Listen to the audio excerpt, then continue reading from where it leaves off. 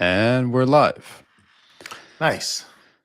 So, make the money, save the money, lend the money, Make the money, save the money, invest the money. invest the money. Well, we're saying lend the money. We are, because the best way to invest it is to lend it. Yeah. Yeah, you had a comparison available, didn't you? Or some anecdotal story where you just felt like you were going to crunch the numbers on your side and Yeah, so I'm always kind of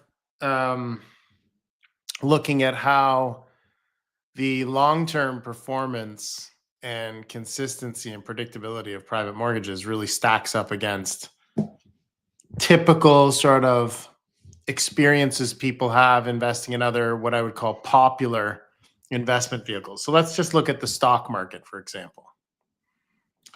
So I ran this one. Okay, and I'll start by just asking you, like, you pretend you're the world, okay? And let's just talk about how this would feel. So I'm curious. So, like, you invest $100,000 in a stock, and it's a 5-year ride. In year one, you go up by 15%.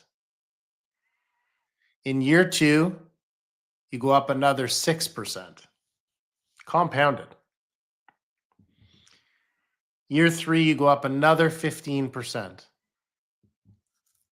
Now, here's the catch. Year four, the stock loses 25%. ouch. But in year five, it gains another 15%. So again, year one up 15, year two up 6, year three up 15, year four down 25, year five up 15. Without a calculator, where do you think you would be?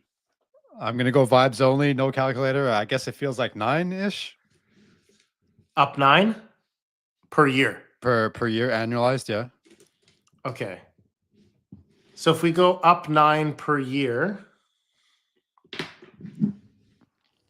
let's just do the math. So if you went up 9 per year, you went 100,000 times 1.09 times 1.09 times 1.09 times 1.09. You're going to do the other one before giving the answer, though, right?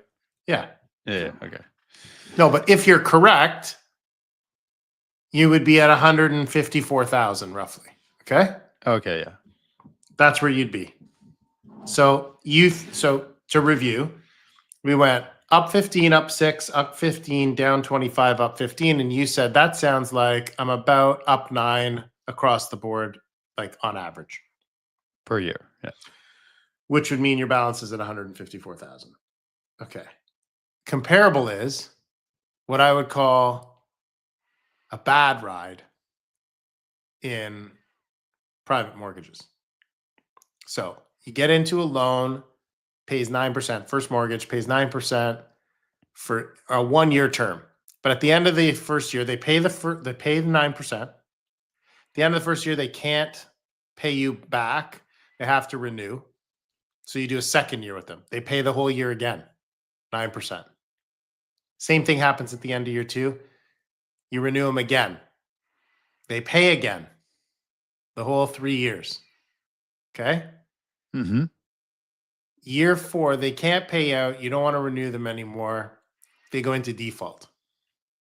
Stop paying. Year 3. Year 4. After year 3. Okay. So they've paid you 999. But now year 4, the money's there, stuck. They stop paying. Year 4 goes by. You're like back and forth with them. You're trying to figure something out. You don't really want to go into enforcement, whatever. You're trying to be nice. They don't pay. You're a year behind. Year 5 starts. You're like, okay, I had enough. I'm going into enforcement. Like, in my opinion, you've taken way too long to go into enforcement, but you do. Okay. Year 5 goes by. At the end of year 5, during year 5, you're able to get possession, but you haven't been paid since the end of year 3.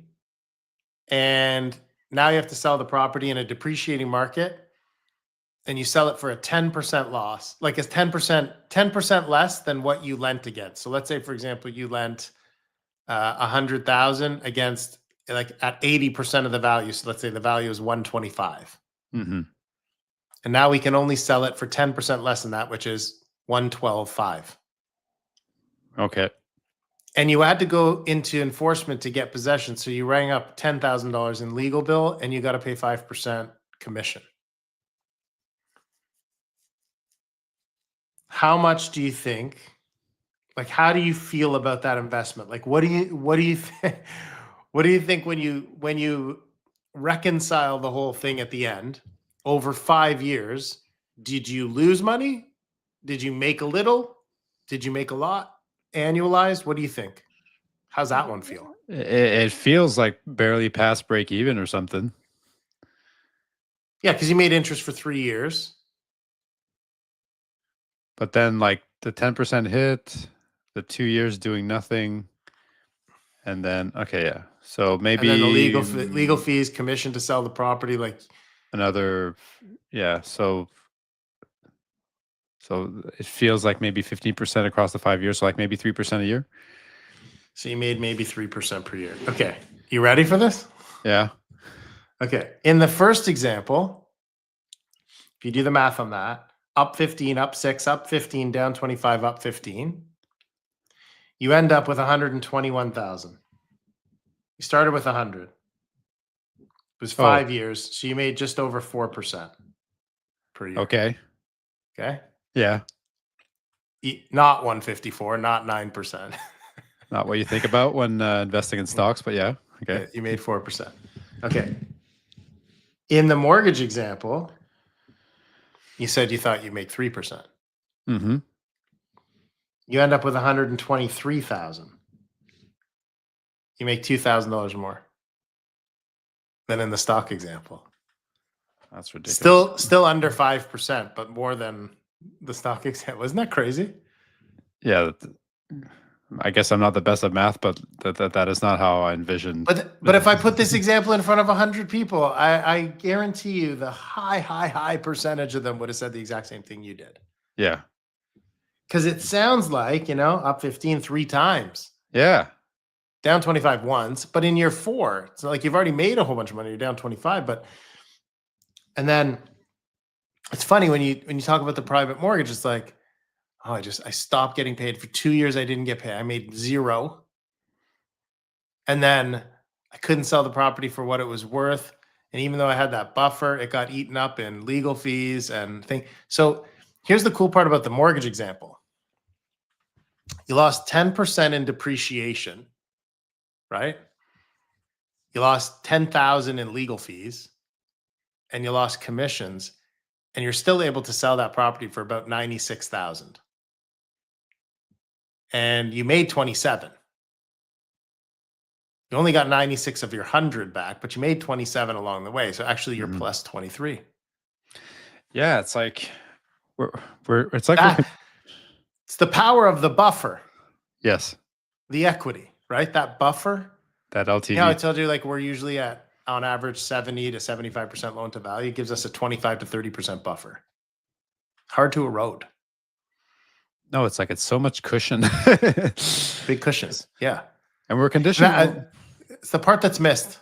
Yeah. The part that's underestimated is the power of the cushion, how good the cushion is. And just psychologically, I think we're conditioned to think about losses in real estate different than losses in the markets. Like when the market's down, everyone will just say, "Oh, the market's down." Like everyone's down. So it's just. But when you lose, when you take a loss in housing, it's like, oh, like something took a hit somewhere. This isn't good. That's amazing. I wonder if we did if I did the example differently, right? If I said, okay, tell me how this one feels. So if I said to you, okay, so the mortgage example, because we're going to keep that one the same. Okay. Made 9% for 3 years. For 2 years, you're dealing with this back and forth, but not getting paid. Then you have to sell it at a discount, pay legal fees, commissions, all the rest of it. If I said to you before I told you that example, of course you're biased now because you know the mortgage example, but imagine if I said to you, which one would you take? You invest $100,000 in a high interest savings account that pays 4% per year, or a GIC. Okay. GIC pays 4% per year Mm-hmm.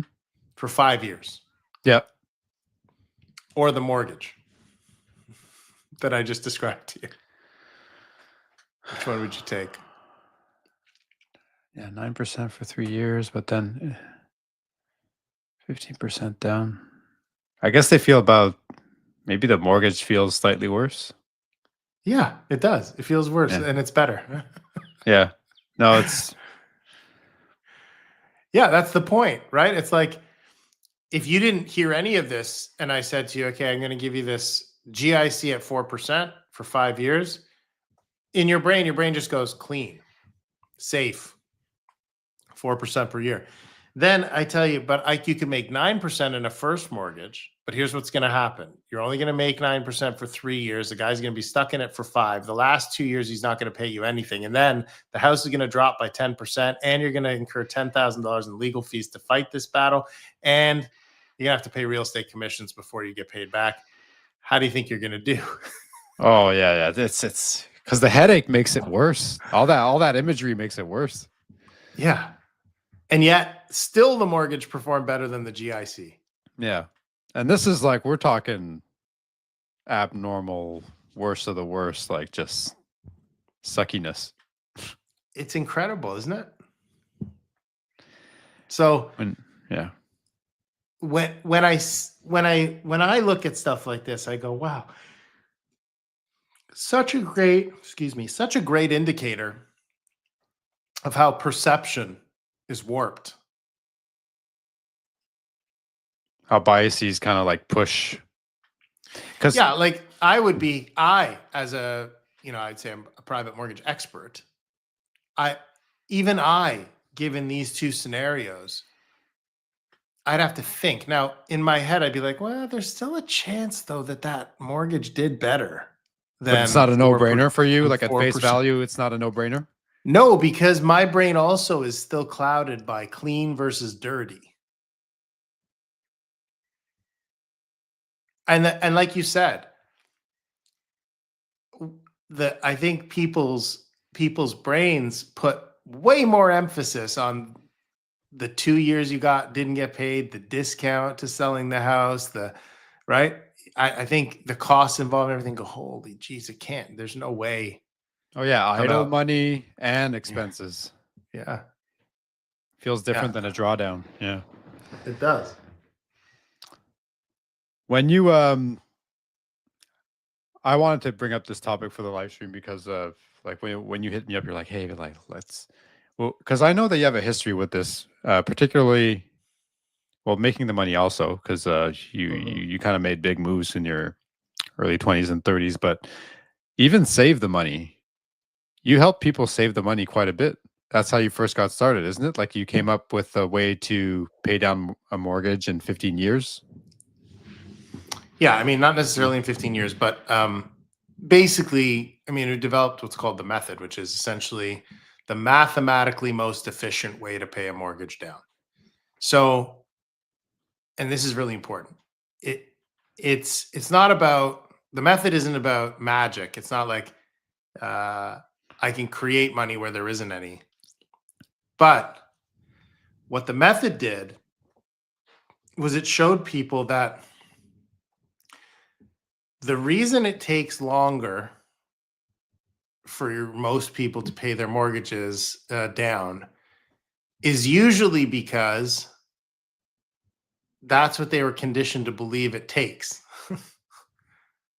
And the people doing the conditioning are the banks who use a mortgage as a way to gain a lifetime customer. And if they tell you, hey, listen, I'm going to give you 30 years to pay this thing off so you can have your house now and a reasonable monthly payment that you can manage, most people say, I want the house. Mm-hmm. So I'll take it. Now, once they have you as a lifetime customer, they have access to you to sell you all kinds of other financial instruments, products, and services. So that's the game. Now, don't hate on the banks. They've just figured out a way to fill a need. And the need is for you to buy your house before you have all the money to buy it. Okay? Now, here's the beauty of it. Banking is built on leverage, right? So what banks do in a nutshell, and for anybody who starts to pile comments in here that this is just in a nutshell. In a nutshell, what happens is you put money in the bank, right? You deposit money into the bank, and on the world stage, the bank can leverage what they have on deposits up to like 10 times. And then they borrow money from other banks and whatnot around the world, and they borrow it at a very, very low rate. And then they turn around and lend it back to you in the form of a line of credit, a credit card, a loan, a lease, any of those things that you need. Now you have a way to buy a car or to buy Christmas presents ahead of the time you make the money, or, whatever it is that you want on your credit card. So the banks have mastered the art of leverage. So the question I asked myself when I started to come up with the method is there a way for us to leverage the bank? And the answer is yes. So the vehicles that the bank uses to leverage you are vehicles you've been taught to use a certain way. Guess who taught you? The banks. Well, no, not necessarily. The banks helped coach you. But the people you learned your banking from are people you trust implicitly. Your mother, your father, your aunt, your Okay, you're uncle, saying your just brother, like the your habits. sister. Okay, yeah. Right? But who taught them? Their parents, and somewhere along the line was the bank. And the bank has always been there coaching everybody. You guys are all doing great. You're doing great. You're doing great. Right? But rarely do people stop and go, wait a minute, this vehicle, this borrowing vehicle that I've been taught my whole life is a borrowing vehicle. Could it be a leveraging vehicle? Could I use the bank's money to pay the bank? And the answer is yes. So the method, and I'm not going to explain the entire method here, but if you go on YouTube and you check out the method, Chris Nichilo, it'll come up and you'll be able to watch it. The method is a leveraging system that says, okay, if I put a personal unsecured line of credit together with a credit card and a mortgage, and I use all the features of those accounts properly, like if I take advantage of all the things those accounts can do to my advantage, and I don't use them the way the bank tells me to use them or the way it's always been done, can I make an impact on how long it takes me to own my home? And the answer is yes. In fact, it's dramatic. Using the same money without making more or spending less, you can make a dramatic impact on the time it takes to get your mortgage paid. Why? Because using the method, you're able to use the bank's money to pay down the mortgage before you earn the money to pay down the mortgage. And what that does is it every year allows you to reduce the principal owing to your mortgage in an accelerated fashion, and that prevents additional interest from getting there in the first place.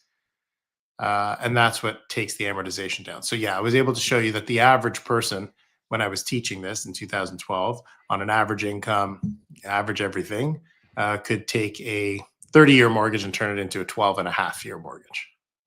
You're interrupting the compounding effect of the interest that's charged against you. Correct. Yeah. Oh, wow. Because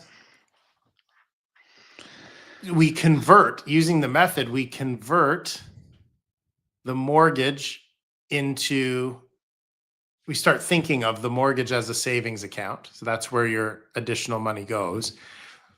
We convert the line of credit into a checking account.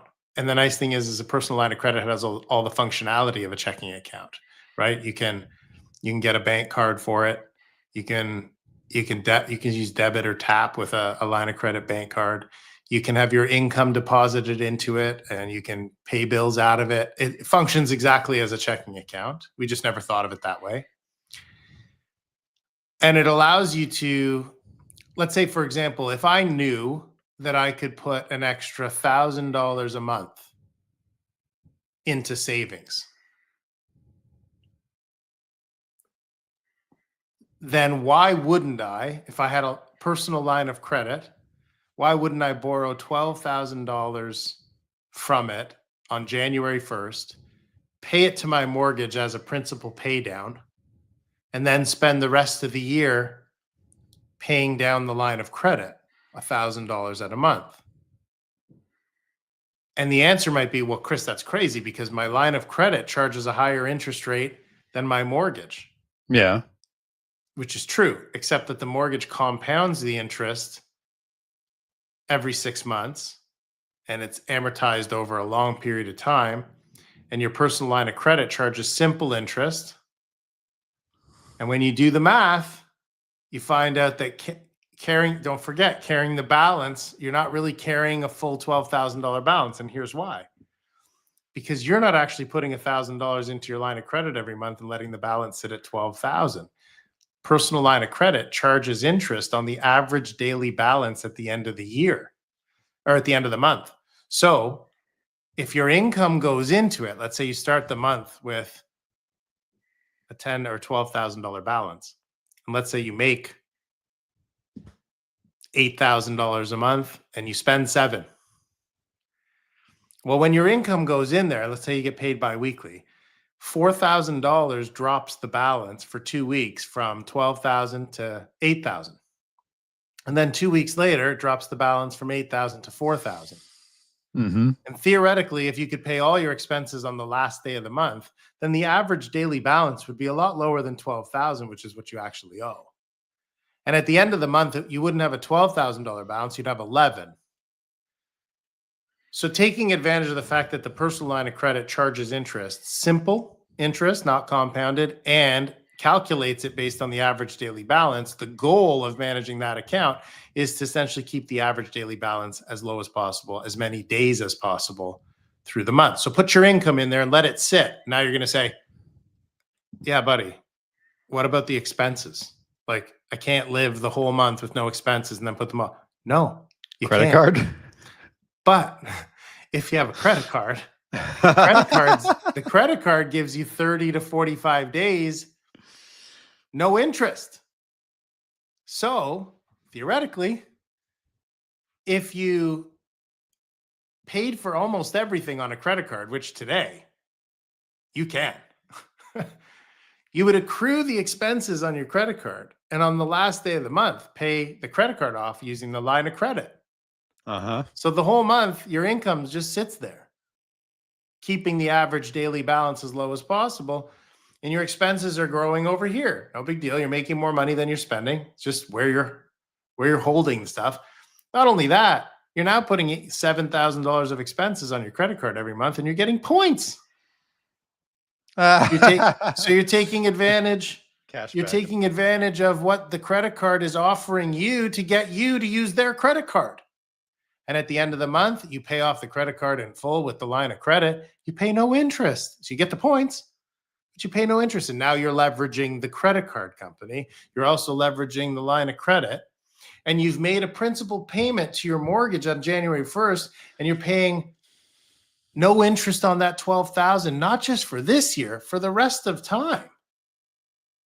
And when you do that math, you find out that's where all the savings are. And that's why 30 years turns into 12 and a half if you do this year over year over year. Do they cap the amount you can pay towards principal? Yes. But it's for most people, almost everybody, I mean, the ability to pay more than what's allowed is very, very difficult. Okay. It's never it never becomes a barrier to this strategy playing out. No. Okay. So that's how you save money.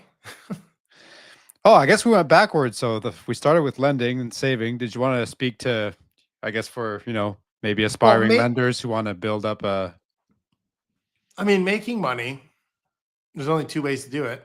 You make it for a trade for your time, right? Or your money makes it. And that's what completes the circle. It's like make money, save money, invest, make more money. Save more money, invest, make more money. So that's what closes the loop. So I mean, yeah, to your point earlier, like I started by showing people how to save money. And a funny thing happens when you show people how to save money. The first question out of their mouth once they trust you is, "Hey, what else do you know? Do you know how to make me money?" Yeah. And that's how I got started in investing. Was on the heels of that work, because that work won me a national financial literacy award. Yes. And that opened a lot of credibility doors, right? People started asking the question. At first I was like, I mean, I don't know more than the average guy, but it's worth looking into. And I had done the work to figure out the method. So I figured let's start looking at investing. And I found private mortgages. And private mortgages, and I mean, I was in and around the mortgage industry, right, for the method. So I had, some advantage that way. But when I started looking at private mortgages, they just checked all the boxes of the ideal investment, in my opinion. Fixed returns, great security, and fixed above average returns, right? Like premium returns. Okay, when you were teaching the method, you weren't already lending. Nope. What were you investing in? I wasn't. Just saving? Yeah. Yeah, like everybody else. I mean, I was terrified to invest. I mean, when I say I was terrified to invest, I mean, like, I didn't want to invest, like, just give we have this terrible culture in Canada and perhaps North America of ascribing so much credibility and whatnot and power to a third party to do our investing for us. It's like, we're not smart enough. This is way above my pay grade. I got to give it to the bank or give it to a financial advisor. I got to give it to somebody who knows what they're doing. But the reality is investing isn't rocket science and doesn't require a university degree or 15, 20 years of experience. It's very simple principles that guide investment. It's, find fixed returns. Why? Because you can count on them, right? They're predictable. Consistency will get you further ahead over time than volatility of ups and downs. A few home runs, but a bunch of duds. It's akin to a form of gambling. But when you have fixed returns and you have collateral to back your investments up, and if you do the math, you realize, and here's a big problem, people don't always do the math. If you did the math, you'd realize, hey, I can really get somewhere if I just make like 7, 8, 9% every year. And just have patience and take the tortoise path. I will get somewhere very good. Not on average every year. No, every year, consistent. If you make 9% per year, it takes 8 years to double your money. Mm-hmm. So if you think you didn't even get started, let's say you didn't get started until your mid-20s saving, and then you save for 15 years, let's save till you get to 38. And now you've got, the average, I think, is $150,000 net worth at 38 years old in Canada. So you have 150,000. Do the math. 150,000 doubling every 8 years at 38. 46, it's 300. 54, it's 600. 62, it's 1.2 million. And if you stop there and you can make 9% on 1.2 million the rest of your life, you're $108,000 self-made pension for life. That's with if you don't contribute to it. With $1.2 million to leave behind for whoever you're leaving it behind to. Yeah. It's just simple. So why private mortgages are great is they're the best combination I can find of both security and return. And they're How'd you come across it at first? I was working as a mortgage agent in an office, and there was a guy upstairs that did private mortgages, and he was kind enough to let me ask him a million questions and put up with me and tolerate me just knocking on his door every day, going, "Oh, so wait a minute, so how does this work?" Like that's the kind of guy I am. So it's just a So you got asked. journey of self-education. You got asked how to invest, and you were like, "I'll get back to you," and then just so happened that the private lender above you was like willing to teach you. Well, I already knew he was there, right? Okay. It's just that when people started to, when people started to ask the same question over and over again, and were seemed to be interested in what I had to say about investing, I was like, I'm inept in knowledge, and I need to expand. Where do I start?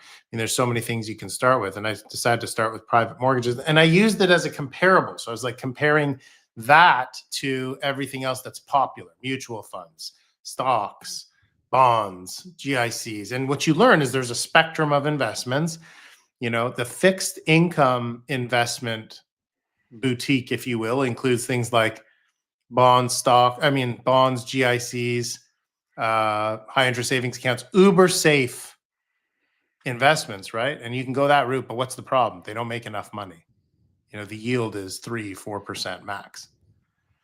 And then you get into, taking more risk. And for the most part, if you want to make 7 or 8 or 10 or above, you're getting into unsecured investments like stocks and different forms of stock like investments, right? Or real estate. Yeah. Right, which is not unsecured. It's great. And then you look at mortgages and you realize, wait a minute, so private mortgages, people are willing. So a guy goes to the bank to get a mortgage, apply for a mortgage, and he's applying for a rate of like 4%, and he's asking the bank to give him 80% of the value of their house. And the bank says no, despite the collateral. And then he's going to come to me and he's willing to pay double for with the same security. He's offering me the same security he offered the bank, but he's willing to pay me double. I'm listening. Or triple. Or triple. I'm listening, right? So it became very sexy because I'm thinking, well, the banks lend up to 80% without insurance. And they do their homework, so they must know something. Right?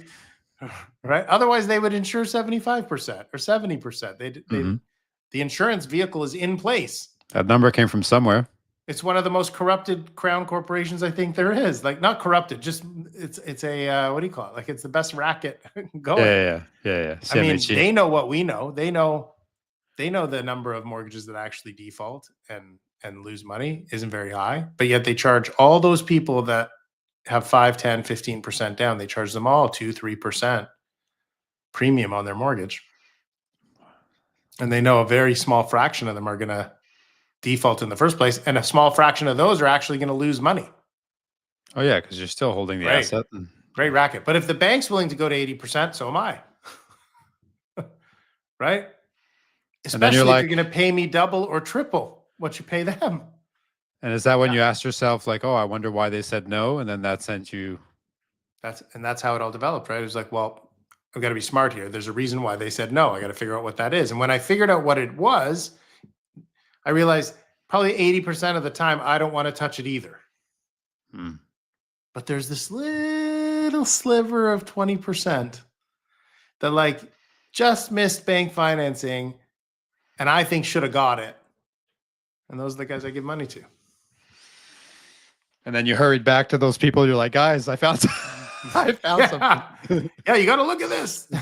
Right. And then we've just been building on it ever since. And now, fast forward 10, 12 years later, I have a tremendous amount of experience behind that work, that homework. Right. But, what's great about this story as I'm telling it to you is I'm thinking to myself, anybody could do this. Like I did it. And I didn't have a tremendous amount of guidance. I was fortunate to have somebody that I could poke questions at about. But were you a broker? It's not rocket science. I was an agent at the time. I'm now now a principal broker. I own a brokerage. I have an administration license. I mean, I have every license you can have. But when you But first at that time, started, no. but when you first started playing in the arena, you were a broker. Yeah. I was just doing typical mortgage brokering, like connecting you to a bank to get a traditional mortgage. Okay. And then when you lent someone's money to a private borrower, how did that go? Well, first I lent my own. Yeah. Yeah, you wanted to go through the process personally, I guess. And Okay, well then how did that go with your own money? yeah, it went well. Like I was really careful, and I think I've maintained that all the way along. And one thing I can say that's never changed is, like I have no story of like, oh, I put the money out there and then like cross my head, because I've always approached it the same way. It's like patience. Like, remember, I hadn't invested at all before that. So having my money on the sidelines wasn't a problem. So I was just looking for like the right one. And Your once I first felt, invested dollar was to a stranger. yeah, but secured by a house. Yes, yes. There's, so, and I've always looked for the quality opportunity, the one that I look at and I go, yeah, I feel good about this. I feel like, okay, I'm wishing the guy the best. I hope he executes on his exit plan the way he said. I hope, he does the right things day to day so that he can pay the bill every month and get out of here in a year. And for the most part, they do. But if he doesn't or she doesn't, I'm prepared. Mm-hmm. I know what I need to do, right? And I know how to do it. And so I don't worry. I don't say that with any arrogance. I just don't worry, because one of the ways that I'm different and how Magnetic is different is that if an investor comes and says, hey, I have $500,000, can you get it out tomorrow? I go, no. No, I can't. What I can tell you is when it goes out, it'll be in a good place. But I can't tell you when I'm going to put it out, which is backwards in the investment industry. In the investment industry, most of the time when you're doing well, when an investment company is doing well, people are just flooding money. And as they hear about it, like, I want in, I want in, I want in. And one of the things that I think, if you looked at investment companies that have gone bad, you'll find they were probably doing really well until there was too much supply, or too much demand and not enough supply. And Yeah, too much money chasing. Yeah. Instead of saying to the demand, hold on, keep your money until we have more supply, they were like, well, we've been waiting for this the whole time. We got to take the money. We take the money, and now we got to find supply, but we don't have the supply we love. So we have to look at other supply. And when you look at other supply, sometimes the new supply isn't gold anymore. It might be silver or bronze or plastic. And it doesn't perform the way gold performs. And the next thing you know, you got big problems. And now the new money that's coming in is being used to pay the old money, because soon this is all going to work itself out. The bronze is going to perform better than we thought. The silver is going to perform. Everything's going to be okay because we're really good at this. Yes, but you made a critical mistake. And now you look like you're running a Ponzi scheme when that was never the intent. You just couldn't say no to the demand. You couldn't. And that, when we don't do that at Magnetic, we just don't take the money, or we tell you right up front, it might take 30 days, it might take 60. And if you can find a better opportunity for your money between now and then, by all means, you go and take it. But I'll call you when I have something, and it'll be good. Yeah, I was shocked when I think you were talking about an opportunity that came across. A borrower wanted to. How much did they want to borrow? It was like around 2 million or like 1.8 or something, and that's like a major way to get money out. And when the numbers get big, you kind of, you don't shy away from it, but you're not like amped up. You're not like super excited like an asset manager would be. Yeah, it's more risky. Yeah, for me, it's more risky because I got to put more people in it. Yeah. So you got to be, but listen, you got to be careful no matter whether it's 100, 1 million, 2 million, whatever. But yeah, I don't put too many eggs in one basket. But there are mortgages out there that are big and exceptional available, right? There are, but they're few and far between. But they're like anything else. I mean, listen, we're funding 1 to 2 out of 10. So it's picky all around. But let me tell you this, if we wanted to put out millions and millions of dollars, there is no shortage of borrowers looking to take advantage of it. There's no shortage of applications. So you've seen this in the space where your kind of threshold, your criteria, your standard maybe lowers a little bit as opportunities, as good opportunities become less frequent. Nope. No. We just tell people they're going to have to wait a little longer. No, not you. I mean, you've seen, you've witnessed this. Oh my God. Oh, everywhere. Yeah. Okay. Yeah. Buyer beware or investor beware, like the steady stream of applications is the key. Is the key, but is also the it's kind of an issue because like money's coming in this way, applications are coming in this way, and it's like, oh, let's keep mix and matching them, and then maybe take a hit on quality, but it's okay, we'll make it back. So it's like, yeah, you have to be better than that. You have to be better than that. The filtering is the key. You have to have the fortitude. Yeah, I mean, because here's the thing: if you're in my shoes, running Magnetic, every mortgage we write has revenue attached to it. Yeah. So we as a team have to have integrity and fortitude to be able to say no, even when there's like $5 million of orders waiting to be filled. We have to be like, no, it's not the right deal. It's got to be in the window, So. Well, okay. So we've covered make the money, save the money. We covered it all tonight.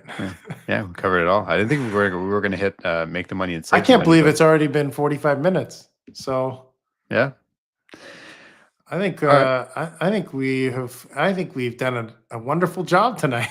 Yeah, no, it's and we did a couple of recordings before this too. So good. So cool, man. All right, we'll do this again soon. Yep. On to the next one. Okay. Cheers. Cheers. Bye-bye. Bye-bye.